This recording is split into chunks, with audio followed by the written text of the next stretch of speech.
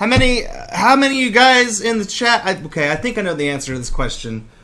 How many of y'all in the chat like Looney Tunes? Y'all like Looney Tunes? I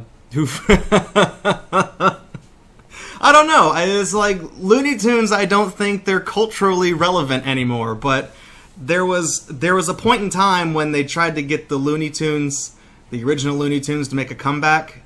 In the early '90s, there was Tiny Toon Adventures, and that was a big hit, and that went over really well. So they were like, "Fuck it, let's wheel out the Looney Tunes again." And then they did Space Jam and all this other bullshit. But anyways, by some power outside of my control, tonight's stream is Looney Tunes themed. That's either a good or a bad thing. I got some classic software. I've got the Looney Tunes print kit. A print kit. This is just this is definitely a relic from another era. Not everything that came out of Tiny Toons was good. And in fact, some of the worst members of the furry fandom came out of that show because the show ended up getting canceled because of a really creepy fan. So, there you go. The more you know. You like the old Looney Tunes, you know, the racist ones. What the fuck? What's next? You gonna tell me you like Lunatics Unleashed? Let's not talk about that. I'm not really a big buff on classic software, but High-Tech Expressions, and they used to have a really cool name. I don't remember what their company name used to be, but basically their very first production was, not very first production, shit. Okay, I'm getting my facts wrong.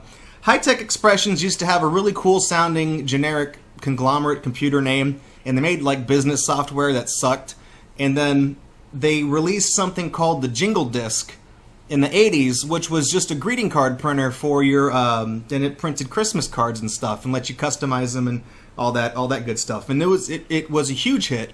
And then the company became High-Tech Expressions and eventually developed a bunch of really shitty games on the NES and then died. So this is something I found at a thrift store.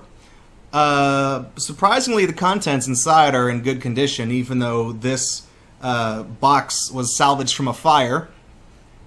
Would you like to know how I know that? There you go. It's got a little hot. Got a little hot in there. It's very, very, very basic stuff. But at the time, I don't want to say it was high tech at the time, but it was decent. This was meant for those kinds of printers that had the hole punches on the side, because you could use it to print banners and stuff like that. Or you could print out banners on a bunch of individual sheets of paper and tape them together. So that's, whatever. It comes with 60 Looney Tunes characters, high-resolution graphics. You know what? Let's see if I can zoom that in so you can see that I'm not making this up. High-resolution graphics. You get special effects. Let me just... Okay. There's this joke I make pretty often when a game uses a lot of different fonts. I'm like, it says right there in the box, over 10 fonts included in the game. This one has 7 typefaces and 3 sizes. So it literally says 7 fonts on the box. There you go. Also, the special effects are italics, bold, and outline. Those were special effects. When was this made? 89. In 1989, those were considered special effects. And the fact that you can print this shit out it warranted its own point in the list, because they were like, fuck, we only got 4 things. They should have itemized out the characters, could have expanded upon that a little bit.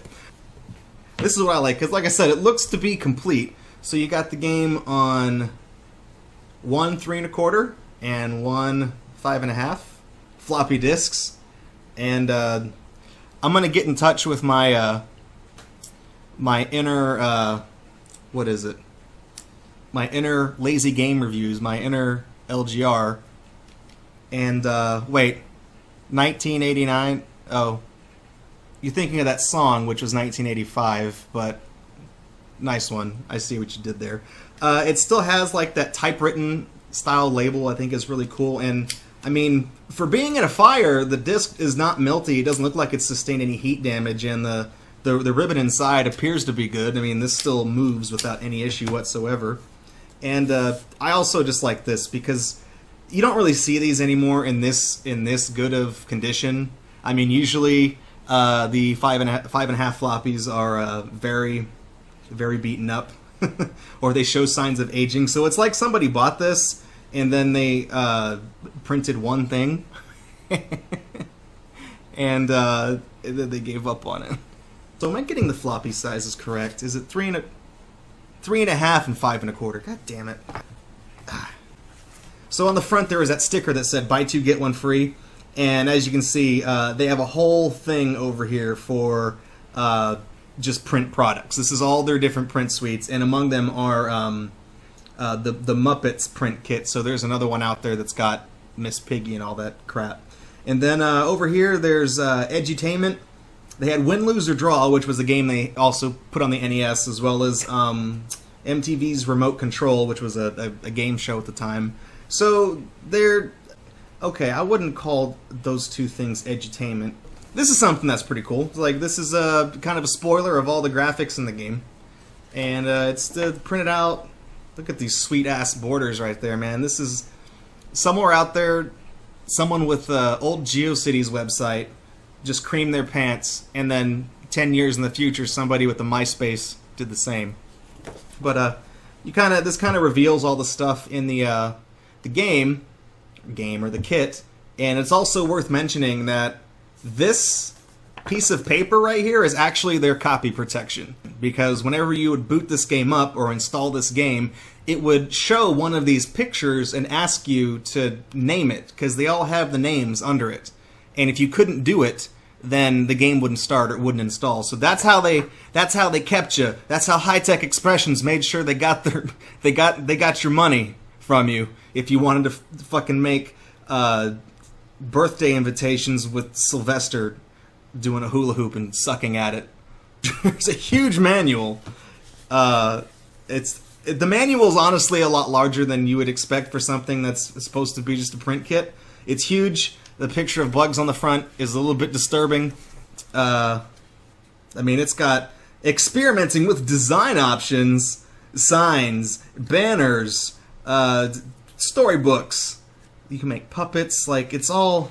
there's a whole section for text justification. Like, these days, it's like, just fucking click the button in Microsoft Word, you're good to go. This... it warranted a whole section back then. On the... experimenting with design options. What the fuck? Here we go. Here's some activity suggestions. This is all you can do with the Looney Tunes print kit. Alright, folks, we're getting into some advanced user territory here. The Looney Tunes print kit contains hours of entertaining... hang on. I think there's a typographical error. They forgot the quotes around hours. Be creative. All of your Looney Tunes print kit projects will be enhanced by adding some color and personal creativity. So this is, I guess, before the age of consumer-level color printers. It's basically telling you to fucking print it out and color it yourself. Okay, check this out. The fucking first point in the list is literally, make sure the printer is on. And the third one is turn the printer off, then on again. Before it gets into any type of advanced setup about checking configurations, that's step 4. The first 3 steps are, you're a goddamn moron, and then it's like, oh, well, maybe there's actually something wrong. It's $5. You get a replacement. Reorder here. I'm gonna put this up on the screen in case anybody in case anyone's lost one of these discs. So, you know, jot that down. You can contact High-Tech Expressions. I'm sure they're still in business. Actually, they might be. They probably got bought by somebody, and now they, I don't know, who makes Print Shop Pro? That sounds like them. Anyways, That's all, folks. I'm gonna kill myself.